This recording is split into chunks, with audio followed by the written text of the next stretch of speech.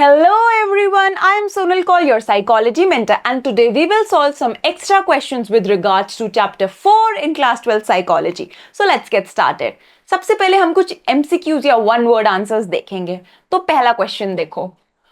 Which of the following symptoms is not typically associated with panic disorder? तो panic disorder की कौन सी इनमें से सिम्टम नहीं है? कंफ्यूज बिल्कुल नहीं होना है, सारी सिम्टम्स देखो. क्या इंटेंस टेरर है, पैल्पिटेशंस है, हलुसिनेशंस है या चोकिंग सेंसेशंस है? तो देखो, हमारा जब होता है पैनिक डिसऑर्डर तो हमारे साथ क्या क्या होता है? हमें इंटेंस टेरर होता है, ठीक है, हमें पैल्पिटेशंस भी होती है और हमें चोकिंग सेंसेशन भी होती है. तो क्या बच गया हल्यूसिनेशन. हमें कभी भी हल्यूसिनेशंस नहीं होती है इस डिसऑर्डर में, इसका हमें हमेशा ध्यान रखना है. सारे सिम्टम्स हमें कॉन्सेप्चुअली क्लियर होने चाहिए. Moving on to the next question. Which neurotransmitter is linked with depression? तो डिप्रेशन की बात हो रही है, कौन सा न्यूरोट्रांसमीटर है जो डिप्रेशन की एक्टिविटी को कंट्रोल करता है? ऑप्शंस देखो, क्या डोपामीन है, सेरोटोनिन है, गाबा है या है हमारा एसिटाइलोक्लोइन?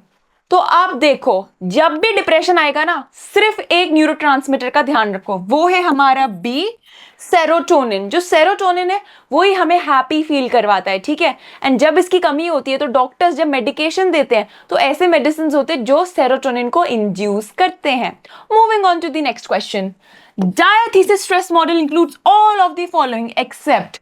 तो याद करो, मैंने आपको बताया था डायथीसिस स्ट्रेस मॉडल, तो उसमें क्या क्या है एक्सेप्ट क्या नहीं आएगा? तो देखो, बायोलॉजिकल प्रीडिस्पोजिशन होती है, पैथोजेनिक स्ट्रेसर्स होते हैं, क्या रिलीजियस बिलीफ्स होते हैं? सोचो, बिल्कुल नहीं होते. तो आंसर है सी. एंड वल्नरेबिलिटी तो होती ही होती है. तो देखो कितना सिंपल क्वेश्चन है. अगर हमारे कॉन्सेप्ट्स क्लियर है कि क्या क्या होता है, जब आपको पता है क्या क्या नहीं होता, तो आप इम्पोस्टर यानी जो गलत आंसर है उसे मार्क कर सकते हो easily. Moving on, we have a person who refuses to eat in front of others and exercises compulsively may be suffering from. And options देखो, क्या बुलीमिया है, बिंज ईटिंग है, एनोरेक्सिया है या सोशल फोबिया है? तो फोकस करो क्या बोल रहे हैं. खाने से मना करना एंड एक्सरसाइज बहुत ज्यादा करना. जब हम खाने से मना करते हैं, बहुत ज्यादा अपने वेट को लेके कॉन्शियस होते हैं, एक्सरसाइज करते हैं, तब हमें एनोरेक्सिया होता है. तो सही आंसर है C, anorexia nervosa. Moving on, we have ICD-10 classification system is published by. तो हमने पढ़े हैं दो टाइप की क्लासिफिकेशंस, एक तो था ICD, दूसरा है DSM. तो ICD किसने पब्लिश किया है ये बताओ? क्या है Indian psychiatric association, WHO, American psychological association या APA या यूनेस्को? बहुत सिंपल है, इसका आंसर है बी, WHO. WHO ने ICD पब्लिश किया था, जो कि इंडिया में बहुत एशियन कंट्रीज में यूज होता है. So now moving on to the next question. Which of the following is a positive symptom of schizophrenia? Schizophrenia के हमने ना 3 सिम्टम्स पढ़े, अब देख के बताओ कौन सा है. क्या अवोल्यूशन है, कैटाटोनिया है, हलुसिनेशंस है या फ्लैट इफेक्ट है? तो देखो, ये बोल रहा है कि पॉजिटिव सिम्टम कौन सा है. तो पॉजिटिव सिम्टम में हमें पता है हमारा आंसर सी, हलुसिनेशंस है. ये तो कैटाटोनिया यानी साइकोमोटर है, ठीक है. अवोल्यूशन आ जाता है हमारा नेगेटिव में, फ्लैट इफेक्ट भी हमारा नेगेटिव में आ जाता है, जहां डेफिसिट्स होता है किसी भी टाइप के इमोशंस का. Moving on, we have a child with difficulty in initiating conversations, यानी जो बात नहीं कर पाता. रेपिटेटिव मूवमेंट्स, बहुत सारे जेस्चर्स सेम है, and lack of social interaction. likely has which disorder? Is it ID, is it ADHD, autism है या conduct disorder? देखो, सिम्टम्स को देखो गौर से, तो आपको पता है कि सही आंसर है सी, ऑटिज्म स्पेक्ट्रम डिसऑर्डर. क्योंकि ऑटिज्म एक ऐसा डिसऑर्डर है जहां पे स्पीच डेवलप नहीं होती, कॉन्वर्जेशंस नहीं कर पाते एंड रेपिटेटिव मूवमेंट्स होते हैं. Moving on, we have which of these disorders is characterized by irrational fear or specific objects or situations? जहां आपको किसी भी ऑब्जेक्ट से बहुत ही इरेशनल या बहुत ही इलॉजिकल फियर है. क्या GAD है, क्या फोबिया है, पैनिक डिसऑर्डर है या OCD है? जहां भी हमें एक इरेशनल फियर होता है, हमें आंख बंद करके पता है कि हमारा आंसर है बी, फोबिया। ठीक है, बहुत सिंपल क्वेश्चन है, आपको मीनिंग पता है, आप ऑप्शन सही चुनोगे। Moving on, we have the term used when a person creates a new words or phrases as seen in schizophrenia। तो स्किज़ोफ्रेनिया में जब लोग नए वर्ड्स बनाते हैं ना, जब उनके पॉजिटिव सिम्टम्स होते हैं, बहुत ज्यादा बोलते हैं, गलत बोलते हैं, तो उस टर्म को क्या बोलते हैं? क्या परसेवरेशन है, हलूसिनेशन है, नियोलॉजिज्म है या डिल्यूजन है? तो देखो इसका आंसर है सी, नियोलॉजिज्म। तो एक बात समझो, ये जो वर्ड नियो होता है ना, इसका मतलब न्यू ही होता है। अगर बेसिक इंग्लिश भी हमारी सही है तो हमें पता है नियो यानी न्यू, तो हम बिना याद करे भी नियोलॉजिज्म टिक कर सकते हैं। ठीक है, बट इतना याद रखो, जब हम न्यू वर्ड्स बनाते हैं उसको नियोलॉजिज्म कहते हैं स्किज़ोफ्रेनिया में। ठीक है, moving on to the next question. Conduct disorder involves all except aggression, academic excellence, property damage and serious rule violations। क्या है इसका सही आंसर? तो देखो, कंडक्ट डिसऑर्डर्स कौन से होते हैं? जहां पे सारा बिहेवियर आपका डिफायंट होता है, अथॉरिटी को आप मानते नहीं हो, बिल्कुल भी कुछ सुनते नहीं हो। तो क्या एकेडमिक एक्सेलेंस इसका पार्ट है?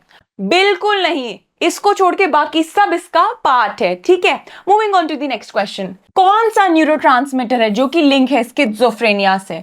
बहुत सिंपल क्वेश्चन है, स्किज़ोफ्रेनिया हमेशा डोपामिन के जो इम्बैलेंस होता है उससे होता है, तो सही आंसर है dopamine. Moving on to the next question. कौन सा टर्म डिस्क्राइब करता है मल्टीपल पर्सनालिटीज को इन एन इंडिविजुअल?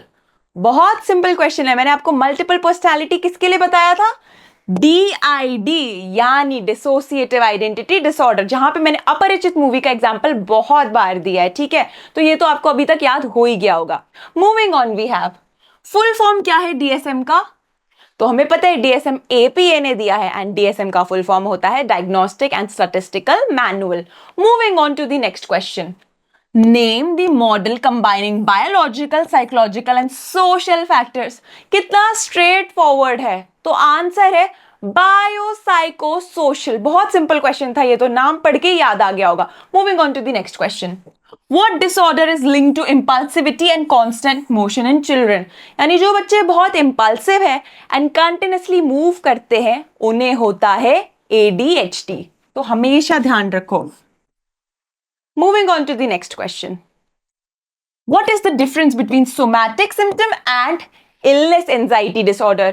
देखो, ये डिसऑर्डर्स जब आते हैं ना, सोमैटिक एंड रिलेटेड डिसऑर्डर्स, तो आप लोग कंफ्यूज हो जाते हो। तो हमेशा ये ध्यान रखो, जो हमारा सोमैटिक होगा ना, उसके नाम पे जाओ, क्या है? Somatic symptom. तो यहाँ पे जो इंसान है ना, वो प्री ऑक्यूपाइड है विद द सिम्टम। ठीक है, वही हम इलनेस एंजाइटी की बात करते हैं। तो यहाँ पे एज द नेम सजेस्ट, तो यहाँ पे आ गया हमारा इलनेस, तो आप इलनेस से बहुत ज्यादा प्री ऑक्यूपाइड होते हो। तो यही डिफरेंस आपको याद रखना है और इसको अच्छे से डिस्क्राइब करना है। ठीक है, moving on to the next question. So what is meant by deinstitutionalisation? तो देखो, इसका मतलब ये होता है कि पेशेंट्स को मेंटल वार्ड या साइकेट्रिक वार्ड से बेटर है कि आप कम्युनिटी या होम में केयर दो, उनको स्टिग्मेटाइज ना करो। तो इसी चीज को आपको अच्छे से डिस्क्राइब करना है, बुक में अच्छे से दे रखा है, मैंने भी समझाया था। Moving on, we have How does the behavioral model explain psychological disorders? तो हम यहाँ पे behavioral model को explain करेंगे। तो देखो, हम बताएंगे कि learned होते हैं, एंड एग्जाम में इस चीज को ना हाईलाइट करो। देखो आंसर कितना ब्लैंड लगता है, अब मैंने इसको डबल हाईलाइट किया तो आंसर कितना अच्छे से दिख रहा है कि ओके लर्नड होता है।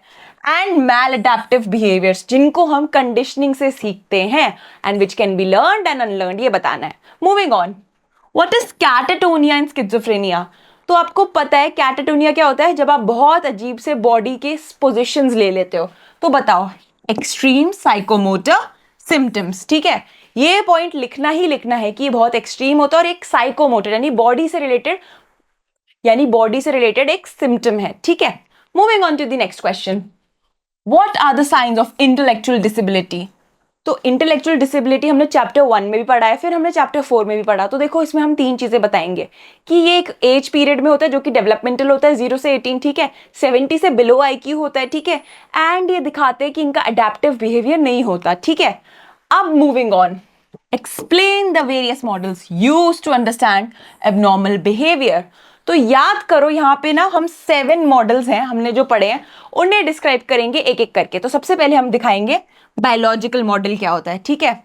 ये बोलता है कि ब्रेन डैमेज होता है, ठीक है, आपके न्यूरॉन्स नहीं काम कर रहे, तो कहीं ना कहीं वहीं से साइकोलॉजिकल डिसऑर्डर्स होते हैं, तो आपने ये बता दिया। Moving on we have psychodynamic, ठीक है।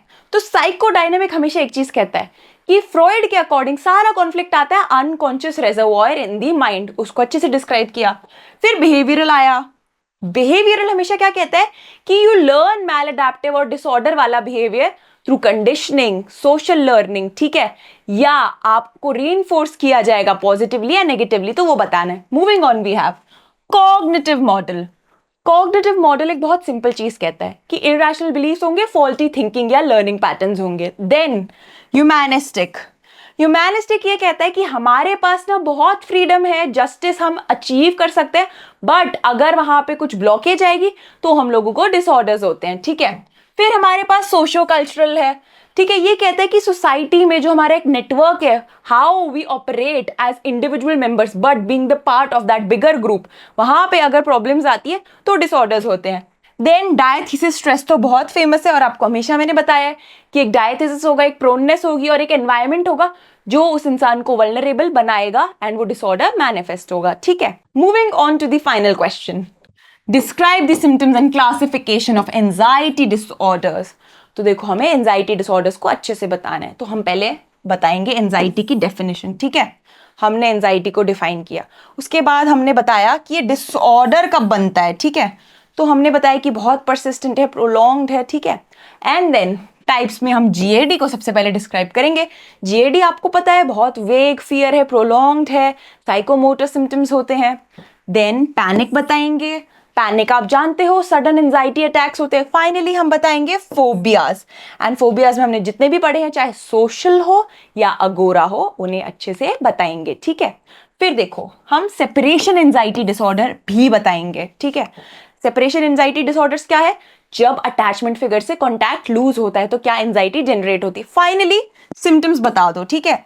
सिम्टम्स कॉमन होती है सबकी, रेस्टलेसनेस, हार्ट बीट, बहुत पैल्पिटेशन होती है, क्लैमी हैंड्स होती है, स्वेटिंग होती है, आप ब्रेथ नहीं ले पाते हो अच्छे से, ठीक है। ये सब हमें बताना है।